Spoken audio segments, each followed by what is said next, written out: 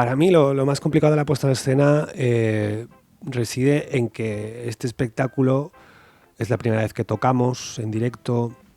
Mm, es como un espectáculo donde yo tengo la sensación de que siempre hemos tirado por un camino y este es el primer espectáculo que hemos abierto un poco las posibilidades, ¿no? Por cómo es en sí el espectáculo, ¿no? Porque siempre solemos hacer historias pues muy terrenales, muy de aquí, de hoy en día, y esto era como un concepto más amplio. Entonces eso nos ha llevado a pensar, vale, pues qué podemos hacer para generar esta atmósfera, ¿no? Nos ha llevado la música. Jaume es músico, Fer también, a mí me gusta tocar la guitarra y me gusta cantar, y, y ha ido un poco por ahí. Entonces pues sí, lo más complicado yo creo que es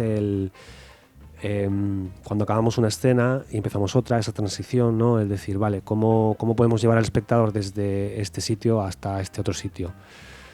Pero por otro lado, aparte de que sea lo más complicado, también a mí me parece una de las cosas más interesantes de hacer. Luego con los personajes, ¿no? Es una historia que son muchas personas, ¿no? Hay muchos protagonistas, más allá de que nos hayamos centrado en 3 protagonistas, pero sí, eso, de repente pues ahora soy un marchador y luego soy un pilotari, luego soy un simple espectador, por ejemplo, no sé, un poco el juego ese de desdoblamiento de personajes, a veces es complicado, pero a veces te aporta muchísimo.